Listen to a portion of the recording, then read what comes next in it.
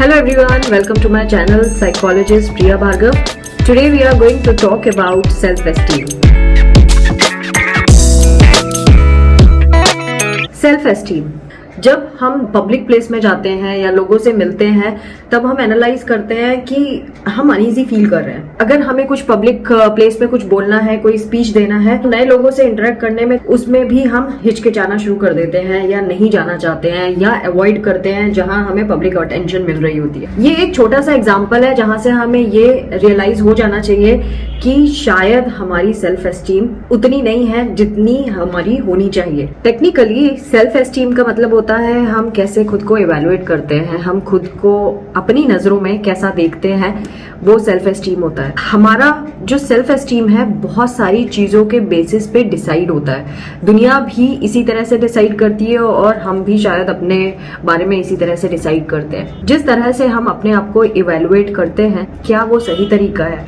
Late us see and check क्या आप अपनी सेल्फ एस्टीम सही तरीके से इवेलुएट कर रहे हैं या नहीं।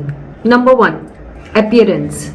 जनरली बचपन से हम ये देखते आ रहे हैं कि हम अपने अपीयरेंस को कंपेयर करके अपने एस्टीम को अप या डाउन करते हैं। जब हम अपीयरेंस पे फोकस करके अपनी एस्टीम के बारे में इवेलुएट करते हैं, हमारा सेल्फ एस्टीम डाउन या अप हो सकता है, which is very superficial. Again, जब हम इस तरह से अपने आप को इवेलुएट करते हैं तो बहुत सारी चीजें हम मिस आउट कर देते हैं अपने बारे में, और वो सेल्फ जजमेंट हमें कभी आगे बढ़ने ही नहीं देता। हम कभी उससे अपीयरेंस से ऊपर अपने सेल्फ एस्टीम को ग्रो करने के बारे में सोच भी नहीं पाते।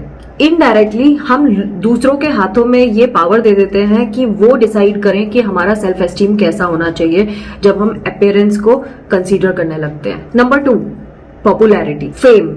जितने हम पॉपुलर होते हैं हमारा सेल्फ एस्टीम उतना ही ऊपर होता जाता है, और अगर हमारा कहीं नाम नहीं होता तो हम अपने आप को कम समझने लगते हैं। पूरी सिचुएशन को देखें तो हम अगेन अपनी सेल्फ एस्टीम की पावर पब्लिक को दे रहे हैं, हम जनता को दे रहे हैं। हम ये नहीं समझ पा रहे कि हमारी जो पॉपुलैरिटी है दिस कैन बी टेम्परेरी, कुछ टाइम तक रहेगी, कुछ टाइम के बाद चली जाएगी। सो बेटर आइडिया इज अपनी पॉपुलैरिटी को एक रीजन नहीं बनाना चाहिए हमारी सेल्फ एस्टीम को हाई या लो करने के लिए।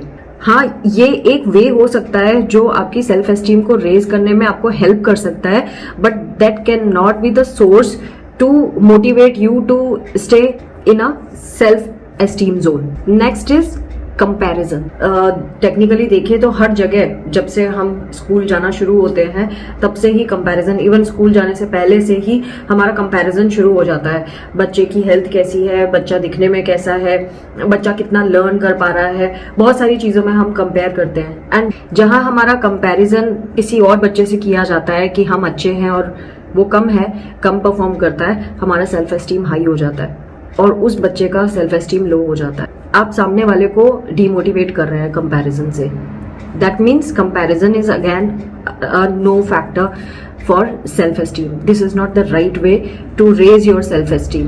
एक अपने पीयर ग्रुप में कंपैरिजन, पेरेंट्स का बच्चों पे कंपैरिजन, हम बचपन से कंपैरिजन में ही जीते आ रहे हैं और वही कंपैरिजन हमारे सेल्फ एस्टीम का कारण बन जाता है, जो बहुत गलत है। कंपैरिजन आगे पर्सनैलिटी डिसऑर्डर को भी लीड कर सकता है। So technically this should not be the factor to have our self esteem intact. Next is achievements. Achievements, again whoever is the achiever has a high self esteem। वो अपने आप को बहुत हाई लेवल पे देखते हैं, बट उसका एक ड्रॉबैक ये होता है कि वो फिर अपने आप को नीचे नहीं देख पाते हैं। उनका सेल्फ एस्टीम बहुत जल्दी से डाउनग्रेड हो जाता है जब वो ये नोटिस करते हैं कि उनसे बेहतर कोई एग्जिस्ट करता है, और उनको ये परफेक्शनिज्म वाली प्रॉब्लम भी हो सकती है कि always be on the top. So again this is the fourth factor which we should not consider to take care of our self esteem. Then what are the factors that should be considered for a perfect evergreen self esteem? Number 1, values. हमारी values क्या है, हम किन values को follow करते हैं? जैसे झूठ नहीं बोलना, सच बोलना, लोगों के साथ ऑनेस्ट रहना, सबको इक्वल रेस्पेक्ट देना इररेस्पेक्टिव ऑफ देयर पोजीशंस। ये हमारी कुछ वैल्यूज के एग्जाम्पल है।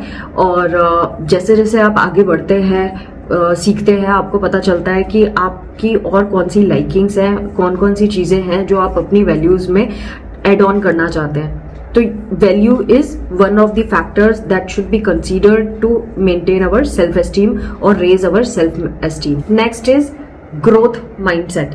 अगर आपका ग्रोथ माइंडसेट है, आप हमेशा अपना बेटर वर्जन बनना चाहते हैं और उस पर वर्क करते आ रहे हैं, अपनी ग्रोथ के तरफ डायरेक्टेड है, सो ऑटोमेटिकली आपका सेल्फ एस्टीम हाई होता रहता है। और ये आप पे डिपेंड करेगा, ये आउटर वर्ल्ड पे डिपेंड नहीं करेगा कि वर्ल्ड आपको कैसे देखता है। So try to have a growth mindset. Next is creativity. If you are creative, you are indulging into creative activities that also enhances your self-esteem. So get into the habits of creating something new. Kindness. Again, kindness is another factor that you should consider for your self-esteem. अगर आप लोगों के साथ kind है, आपका self-esteem high होना चाहिए। अगर आप unkind है तो आपका self-esteem हाई नहीं हो सकता, क्योंकि वहां पे अगेन कंपैरिजन एक फैक्टर आ जाता है जिसकी वजह से आप काइंड नहीं होते। ये ऐसी चीजें हैं जो आपके सेल्फ एस्टीम को कभी डाउन नहीं होने देंगी। आई होप आपको ये वीडियो बेनिफिशियल लगेगा, और अगर ऐसा है तो मेरे वीडियो को लाइक करें, शेयर करें और मेरे चैनल को सब्सक्राइब करें। Thanks for watching. Take care of yourself. Bye bye.